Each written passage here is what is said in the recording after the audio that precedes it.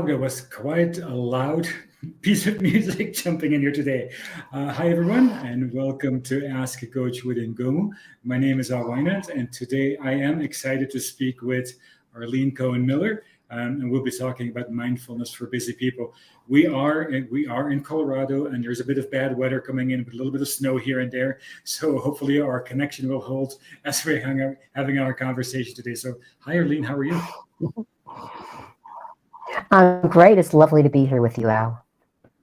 So glad to have you here. Looking forward to our talk here. So, as we kick off, Arlene, tell me a little bit about your background and what inspired you really to become a coach.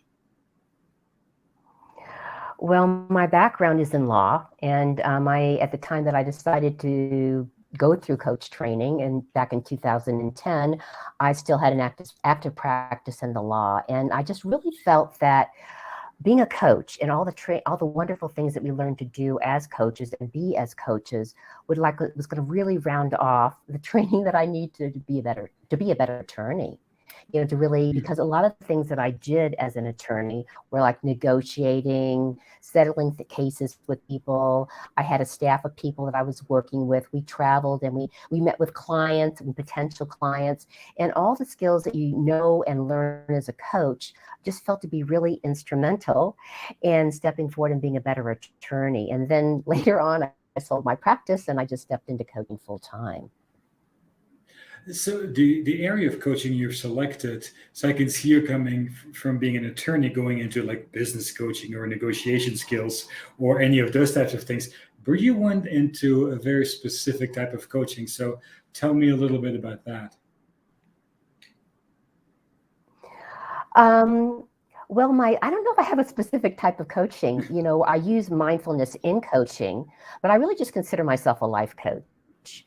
And I just really feel that what I bring to coaching that I hope that most coaches do is that coaching presence, that big expansive coaching presence of just holding people in that space of unconditional positive regard and non-judgment. And the mindfulness techniques that I share with people, like in our Ingomu coaching community and with my clients, those are things that help to expand that coaching presence.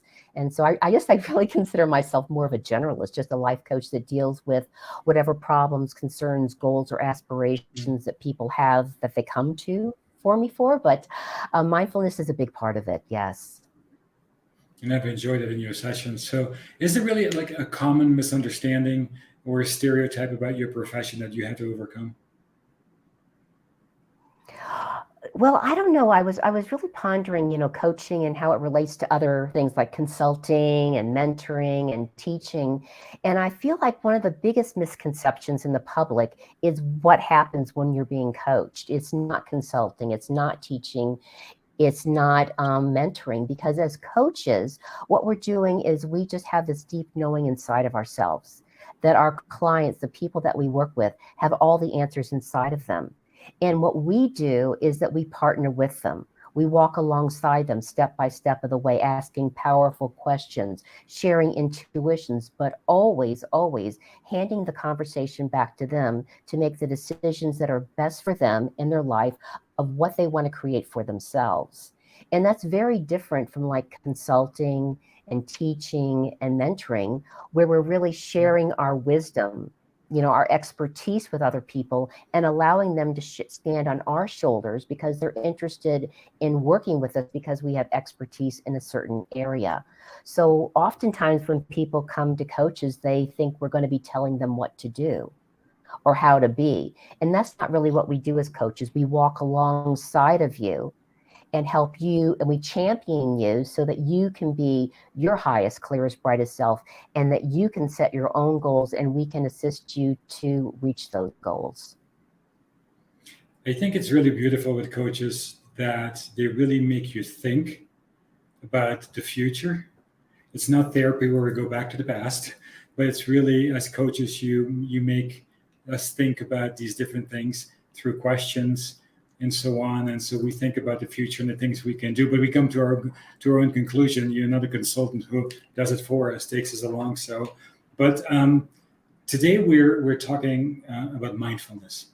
So before we delve into that a little bit here, share with me what the definition of that is. What's the definition of mindfulness? I don't know if I'm really good with definitions, but I can give you a feel of what mindfulness means to me, and hopefully that resonates with some people in our audience. So what mindfulness means to me is about being fully present here and now. And you sort of just mentioned that, Al, because when we're in the space of mindfulness, we're not really worrying about the future. We're not reminiscing or being remorseful about the past. We're just fully present here now. And we're also, when we're being mindful, and we're in that space of mindfulness, we're really grounded in our bodies. So it's like we have these roots of light that go out of our feet into the heart of the planet. So we're really solid in our bodies. We're not like scattered and waffled off. You know, sometimes if you're really scattered, it feels like, you know, you just can't pull yourself together. And that's kind of like maybe your emotional body's over there and your mental body's over there, and you just can't bring yourself together. With mindfulness, we're all together here now, and we're grounded, we're fully present, we're in our hearts, and we are just here for ourselves and the other people in our lives. And that's kind of like an overall feeling of what mindfulness is about. We're all connected. We're all connected. Yes, we are. I actually really appreciate in your coaching community, which we'll talk about in a second here, or in a few minutes, where you do that opening exercise, that meditation, you know, where you envision the roots and so on. I always appreciate that one. But it kind of ties a little bit to my question here. So as I really started my own coaching journey a while back, you know, I was really used to, you know, career coaching and wellness coaching and, you know, life coaching, and, you know, this mindfulness thing was just like, oh, this is interesting, you know, a little skeptical maybe as I started this whole journey. But I'm no longer a skeptic, by the way, in the big scheme of things. But for people who are really on the fence about this, who are going like, yeah, how do I reconcile this whole mindfulness thing, you know, with career, life, wellness, work coaching? You know, how does it really all tie together? I feel like no matter what kind of coach we are, whether I'm a life coach or a career coach or a leadership coach or an executive coach, no matter what kind of coach we are, all of us as coaches bring mindfulness into our presence that we hold for our clients, for the groups of people that we work with. Because what we're holding is like this beautiful space of unconditional positive regard for people. We're holding them in the space of non-judgment. And in order to bring that to the people that we work with, we really need to have these kind of mindfulness techniques to really settle ourselves down and be in our hearts and be with people. And so no matter what kind of coach we are, we're already doing that as coaches.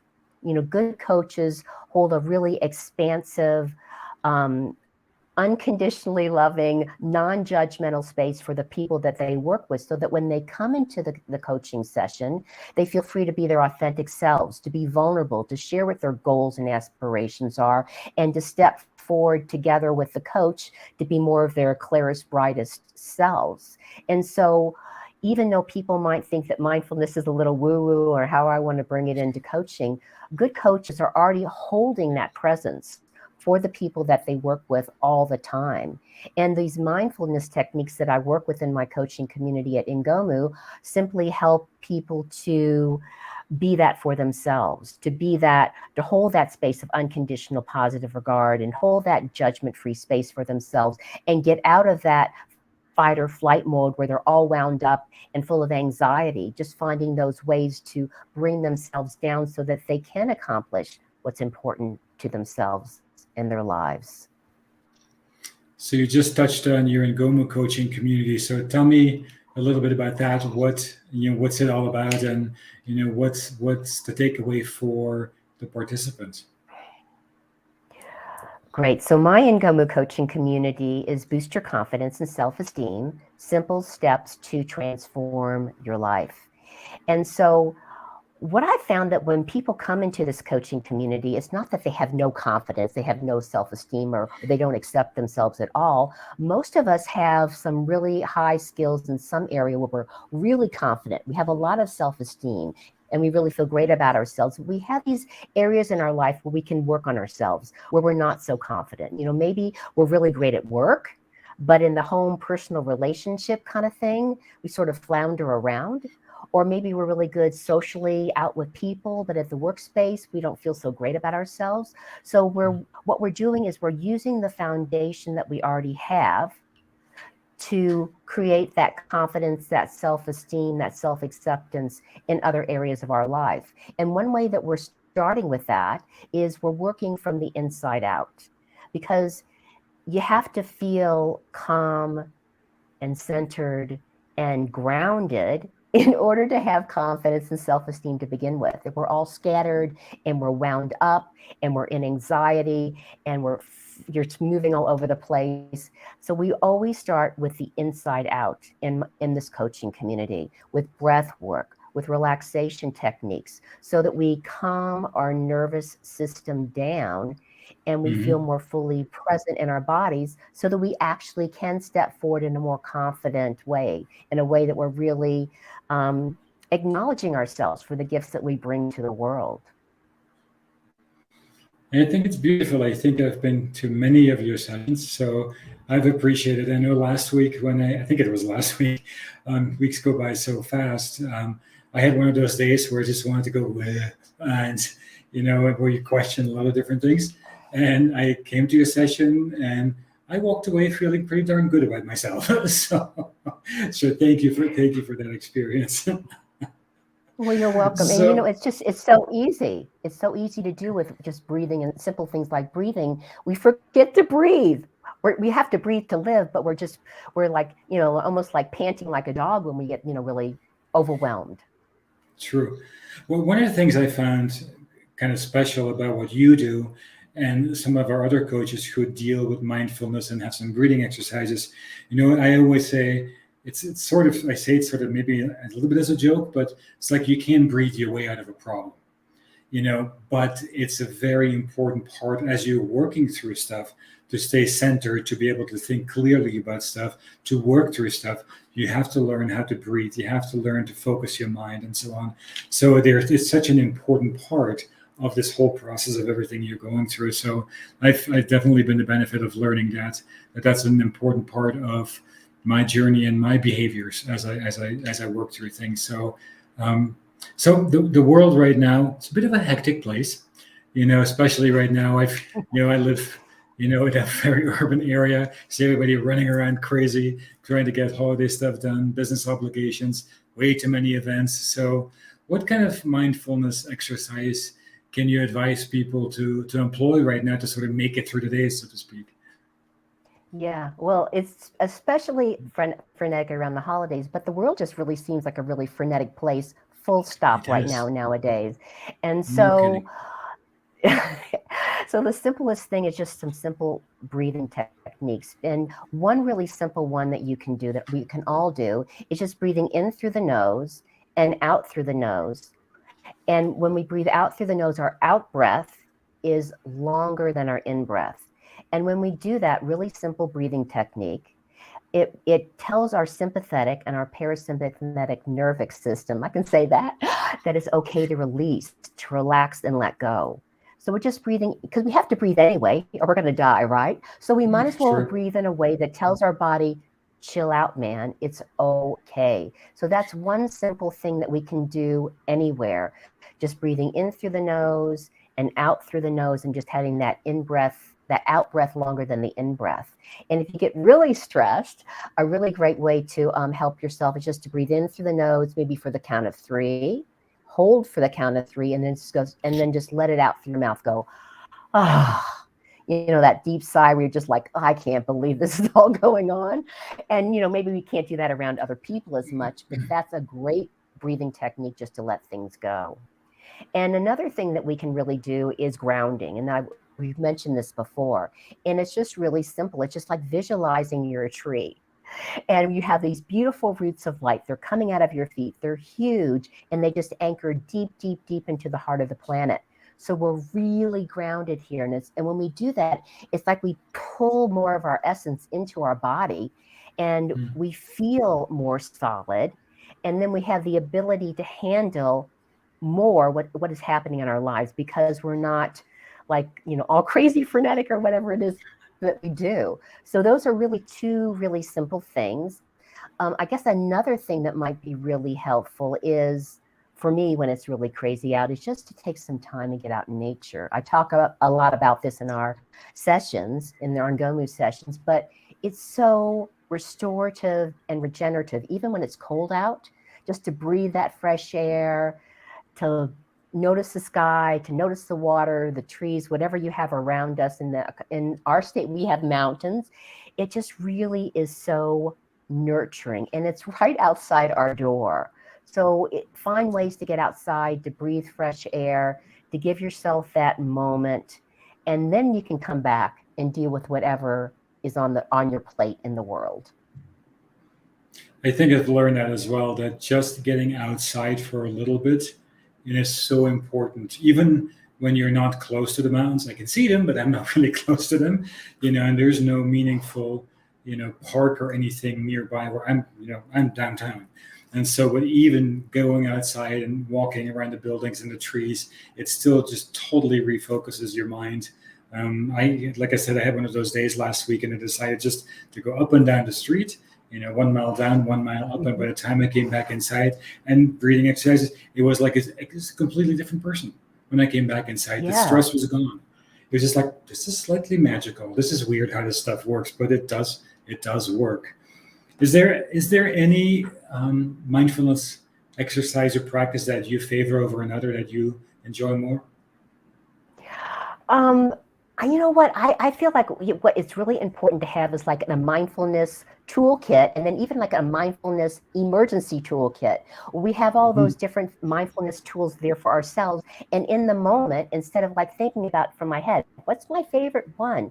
We have a toolkit, and we can just try one of them and see if it works. Because maybe a mindfulness tool that we have in one moment and one day works great, and the next day it just doesn't float our boat at all.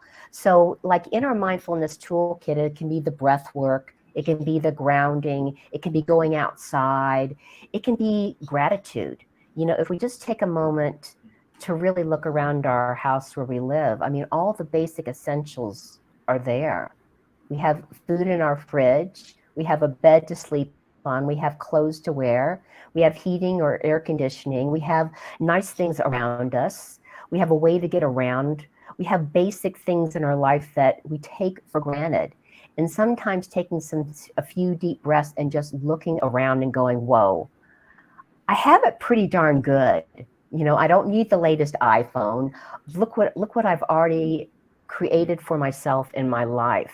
Look at the people that I have in my life that I care about. Look at all the things I can just go out of my door and walk a mile up and down the street and be a different person. How cool is that? And so those kind of things to have in our toolkit are really cool. Another one that I didn't talk about, just to bring yourself really present to have in the toolkit that you can do anywhere as well, is just pick two things that you want to look at. And maybe it's something, I never make it flashy things. And I just look at one thing. It could be maybe a lamp in my room, and just really see what it looks like, the color, the texture, the shape. And I'm just looking at it. I'm just taking it all in. And then I look at another object where I'm at and just really appreciating it, the color, the lighting, everything about it. And then I return back to the first object. And I'm breathing as I'm doing this, nice deep breaths. And what this does is it brings us back fully present in the moment. So that's something else that could be in your emergency toolkit as well, because no matter where you are, you can always look at things. You're in line at the grocery store, you can look at the magazine rack and then something else and then come back. There's things that we can do in all moments. It's interesting. I did this exercise with one of our other coaches last week, and in a session, it was you had your eyes closed, and then when you opened your eyes, you were to look at an object, and I found it very fascinating the way I saw the object. I had never seen it before. Through the exercise, it's like I never noticed the brightness and the this and the that. It was just a really, really fascinating exercise to do. So thank you for sharing that. And you kind of addressed my next question really. If there are any resources or tools that you can recommend for people as they're as they're on their mindfulness journey? Is there something specific they can go to aside of your coaching community, obviously, that they can Well, look into? yeah, I just wanted to add something because you really that process that other coach walk you through, and we have so many awesome Ingomu coaches, is really interesting because what you experienced, and anyone can put this in their toolkit as well, is that you saw the object with fresh eyes. It's like that namaste experience. You're greeting it with fresh eyes. You're not looking at it as you had preconceived it as it was before. And that's that brings in curiosity, that brings in wonder, that helps to raise your vibration. So that's a really awesome tool for people to have in the toolkit as well. And That's fantastic. yeah, so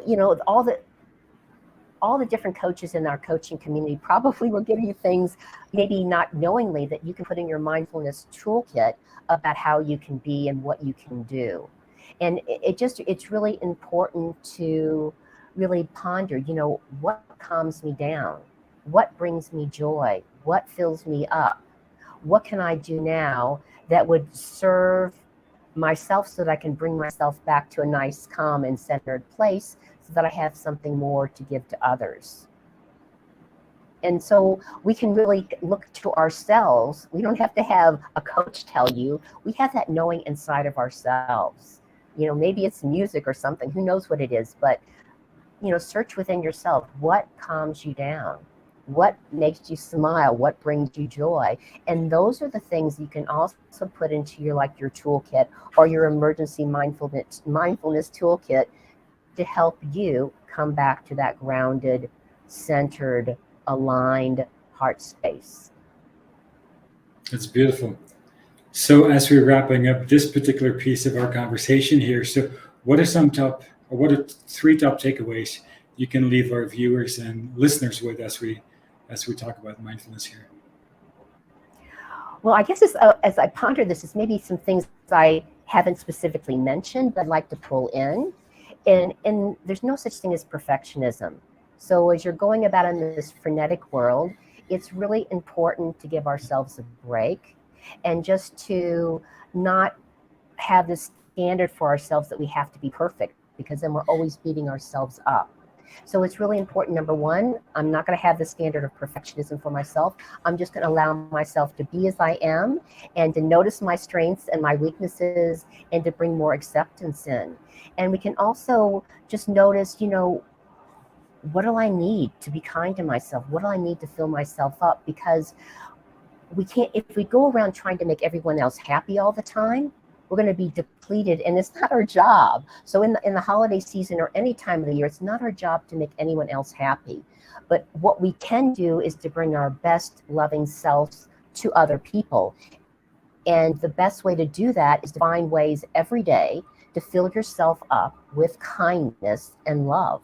So maybe that's listening to music that you love, or maybe it's dancing around the house, or maybe it's going outside and having a walk. There's all sorts of, or maybe it's getting a massage or taking a hot bath, but show yourself that you care about yourself, that you are kind to yourself, and that you matter for the little things that you do for yourself every day. That will fill yourself up. It'll make it easier to live in this frenetic world, and it will make you a kinder person to be around the people that you love, because you will have more to give. Couldn't have said it any better. Yeah, couldn't have said it any better. Is that that's beautiful. Thank you for sharing that. Anything I should have asked you I didn't ask you today? Well, I think that one of the things that gets in the way of mindfulness for people is we tend to be hard on ourselves and get impatient with ourselves. I practiced this breath work for 2 days and I'm not any different, and I'm still wound up. And we face these unrealistic expectations of ourselves. So what I would say is that patience is love and impatience is about fear. And when we go into this impatience with ourselves, it sends us into urgency, and it pushes away what we're seeking to create for ourselves. So as you're going on this mindfulness journey and you're practicing breath breath work and you're practicing grounding and you're practicing doing the things that you love to fill yourself up, be kind to yourself. It took a while to get yourself into a place that you get all wound up a lot of the time. It's going to take time to create new habits of mindfulness that are going to make a real difference in your life. There's no such thing as magic fairy dust where we just sprinkle it over ourselves a couple of times and we breathe a couple of days in a row and we're going to be completely different. So give yourself a break. Be kind to yourself in the mindfulness process and maybe find a way to maybe even enjoy it. That would be unique and wondrous, wouldn't it? It's a really interesting journey because I practice it is the best way I can say it, and that means that I do it, but I practice it because it is sometimes depending on the day. When you have the it's not perfect. When you have the thing, you go, "Oh, this is working really well." It means that it wasn't a very stressful day to begin with. But when you're doing it, you're practicing it, and suddenly your mind goes off in all these different directions. It's like, okay, focus and start over again. But it's just part of the journey, and it takes a while. And I can attest to that.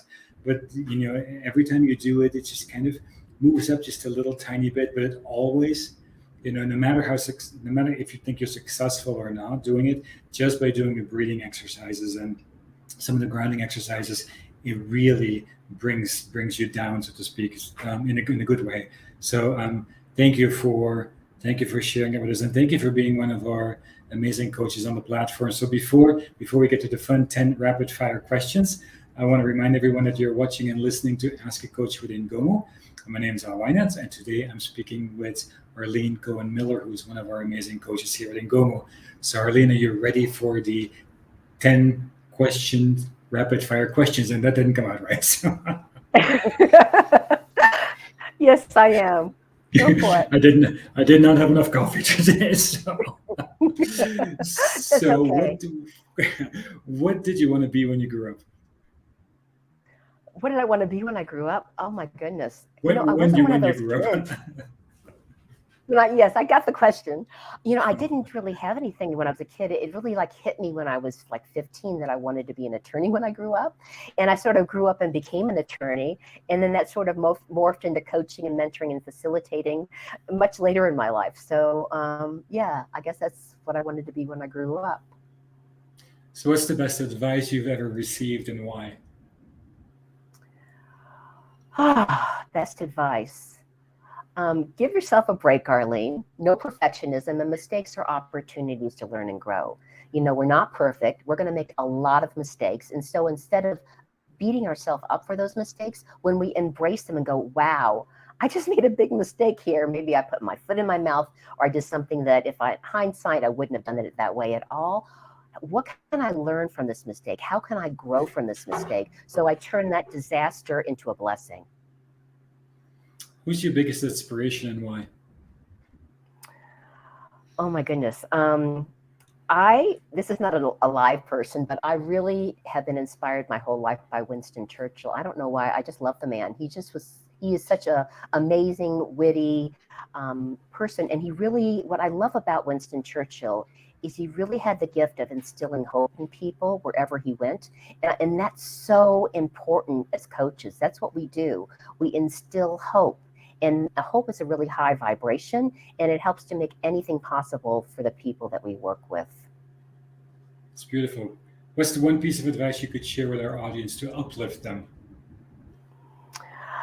That we're never too old and it's never too late to really go after your dreams. Even if it's just a hobby that you've always wanted to do, go for it. Learn something about it. So what if you're in your 50s, maybe, and you want to play the guitar? You might not be a virtuoso, but you're going to have fun with it. So it's never too old. It's never too late. So give it a go. The Rolling Stones are much older than that. Yeah, yes, they are. Yes, they are. So what was your favorite subject back in school? Geez, I don't know if I had a favorite subject, but I really had a turning point moment when I was in the 12th grade. I had a humanities teacher that brings a lot of subjects together, and he really instilled this wonder and joy and creativity in all of us and inspired us to play and have fun and be creative and share that creativity I can say that word, with everybody else. And I guess that was like a turning point in my life. And so I guess, yeah, the humanities, when it all comes together in that creativity moment.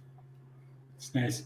What's the most important lesson that you've learned in the past decade of your life here, and how does it apply now? So I guess the most important lesson that I've learned is that it's not about me. It's not about me when I'm coaching, especially because, if I impose on my client or the people that I work with what I think that they should be doing, what I think that they should be seeing, that's really, really arrogant and selfish. So it's Mm. about walking alongside people and allowing them to come to their own knowing, and whatever they come to for themselves is going to be much more powerful than anything that I could ever come up with. And this goes for all of my relationships in my life. It's just not about me. What's the life question that you haven't yet solved? I guess the question I haven't yet solved is how to really still my mind in all moments. I'm practicing stilling the mind, but really to have that ability to always still the mind is, I haven't quite figured that one out yet. What's the one thing you do every day that adds to your success?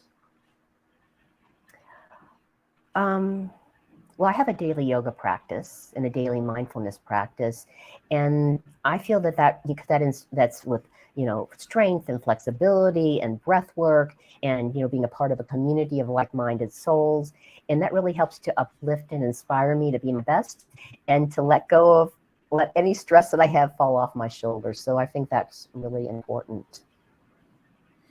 If you had to eat one meal for the rest of your life, what would that be?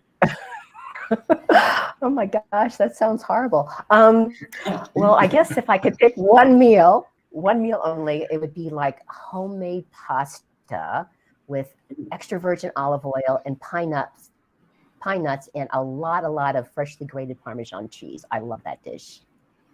Ooh, that sounds actually really good. I may put it It on my does, list. doesn't it? Please finish this statement. Leadership is. So leadership is about uplifting and inspiring the people around us so that they can be their highest, clearest, brightest self, so that they can do what they do best, whatever their skill level is, whatever their strengths are, and bring that to the team that we're with. And to really hold that space of anything is possible for the people that work with and through us. It's beautiful. Arlene, thank you for sharing with us today. I appreciate that. So, share with us how people can get a hold of you if they want to connect with you, work with you outside of Ingomu. Great. So you can always Google Arlene Cohen Miller. You see my name there on the screen. But also you can go to my website, which is Jewel Consultancy, JEWELCONSULTANCY. Thank you for putting that up, Al. So yes, that's my You're welcome. website, Jewel Consultancy. And you can always find me there, and that has all my information and everything there's about me that you want to know and how to contact me. Thank you, Arlene, for sharing. I appreciate you being with us this afternoon. And thank you, everyone, for being here today as well. Or if you're watching this on demand, that is fantastic as well. We will see you again next week, Monday at 1 p.m. Mountain Time with our guest, Dr. Nilofer Basaria. And we're going to have a conversation about the power of a healthy body, peaceful mind, joyful heart, and a vibrant soul. Thanks, everyone, for being here, and make it a great day.